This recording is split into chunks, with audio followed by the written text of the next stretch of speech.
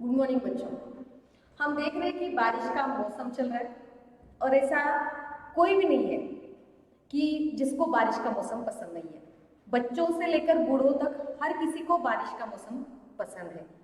और क्यों पसंद है ये भी आपको पता होगा, क्योंकि इस मौसम में चारों तरफ हरियाली छाई होती है, मन आनंदित हो उठता है, इस प्रकार का वातावरण रहता है, पंछी चहचहाते हैं, यानी पंछी भी इस बारिश का आनंद उठाते हैं, वो भी खुश रहते हैं और ये अलग प्रकार का आनंद, उसका लाभ हम उठा सकते हैं बारिश के मौसम में।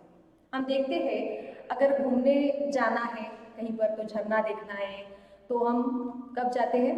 बारिश के मौसम में। तो ये बारिश का मौसम जो सबको पसंद है, मन को सुहावने वाला होता है, मन को लुभावने वाला होता है। और ऐसे ही बारिश के मौसम से संबंधित एक कविता आज हमें पढ़नी है। देखो, आपको एक चित्र दिखाई दे रहा है।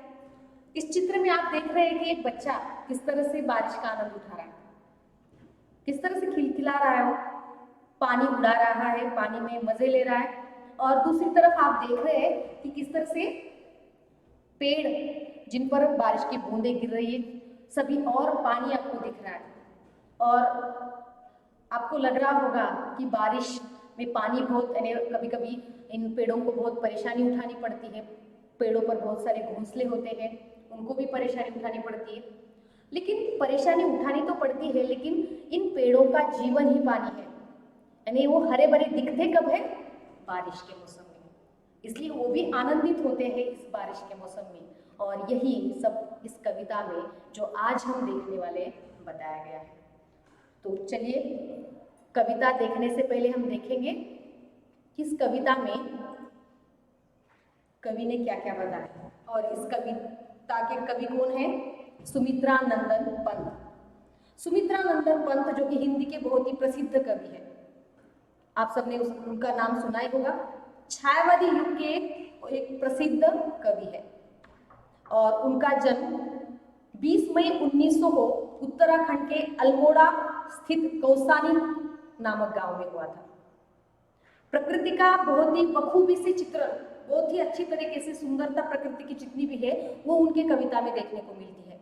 और छायावादी युग की एक विशेषता है ये कि प्रकृति का चित्रण छायावादी युग के कवियों के कविताओं में देखने को मिलता है।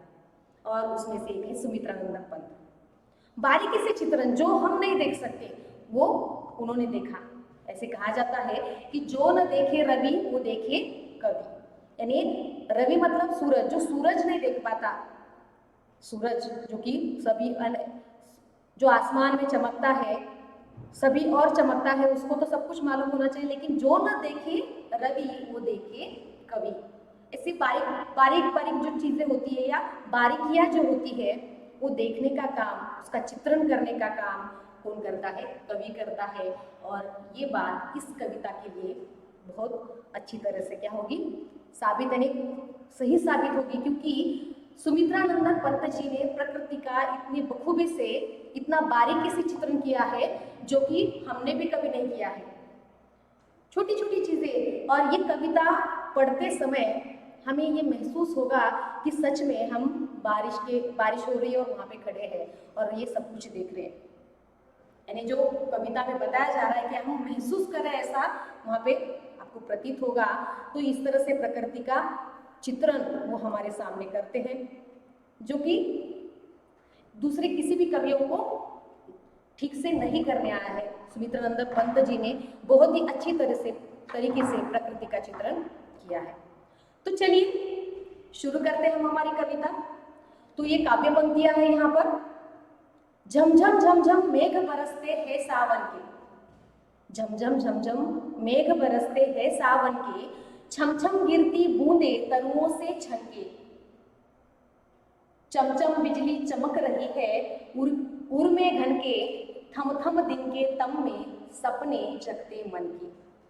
देखो, कवि ने कितना सुंदर वर्णन किया है। शुरुआत में ही कविता में कवि ने कविता की बूंदें गिरते समय एक अलग प्रकार की आवाज आती है और उसका बहुत अच्छी तरीके से लयात्मक वर्णन वहां पे किया है। झमझम, छमछम, चमचम, ये जो शब्द वहाँ पर उन्होंने इस्तेमाल किए हैं, उसकी वजह से हमारे दिमाग में उन बारिश की बूंदों की जो आवाज़ है वो हम महसूस कर पा रहे हैं, है कि नहीं। देखो, झमझम झमझम मेघ बरसते हैं सावन के, मेघ बरस रहे, बारिश होनी शुरू हो रही है और वो जो बूंदे हैं, छमछम गिरती बूंदे तरुओं से छनके। तरु मतलब वृक्ष।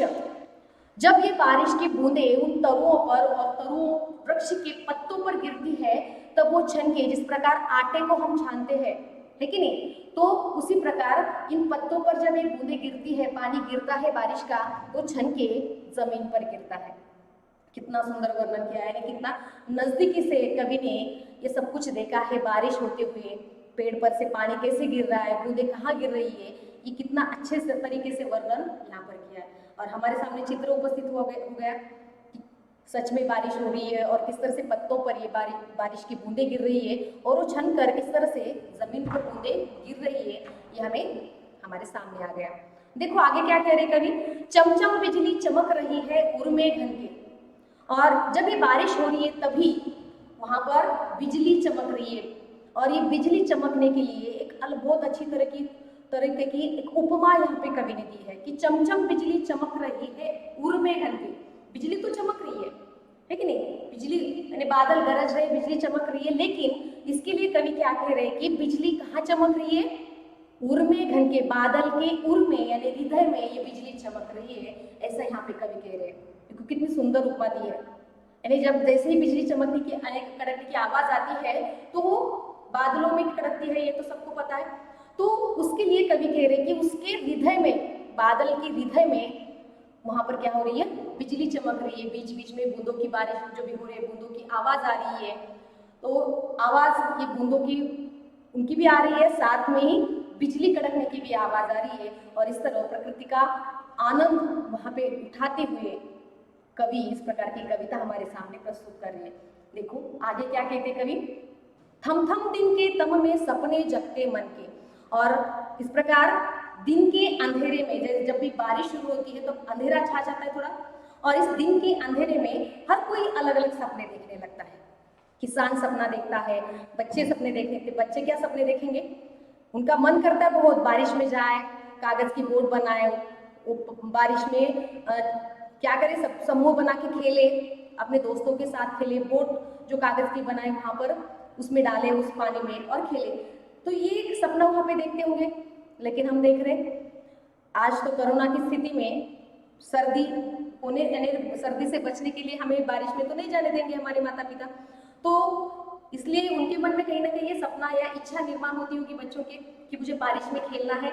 उसी प्रकार सबसे ज्यादा अगर कोई सपने देखता है इस बारिश को लेकर, वो है किसान। किसान जो अगर बारिश हुई तो उसकी फसल अच्छी आएगी, पूरा उस फसल का जीवन बारिश पर जिसका निर्भर है वो है किसान, और इसलिए बेसब्री से अगर कोई बारिश का इंतजार करता है तो वो है किसान। और इसीलिए वो जैसे ही बारिश शुरू होती है तो दिन के अंधेरे में सपने देखने लगता है, क्योंकि उसकी इच्छा थी बारिश हो, और बारिश होने के बाद वो उस फसल को लेकर, बारिश को लेकर क्या करता है, दिन में सपने देखने लगता है कि इस साल बारिश अच्छी हुई है तो फसल अच्छी होगी, तो इस प्रकार से वह सपने देखने लगता है। तो बहुत ही अच्छी तरीके से, बहुत ही सुंदरता से कवि ने इस कविता में अपने भाव व्यक्त किए हैं। बारिश को लेकर आपको यहाँ पर दिखाई दिया कि किस तरह से प्रकृति का सुंदरता से वर्णन करके यहाँ पे किया है। तो बाकी की जो कविता है वो हम कल देखेंगे। धन्यवाद।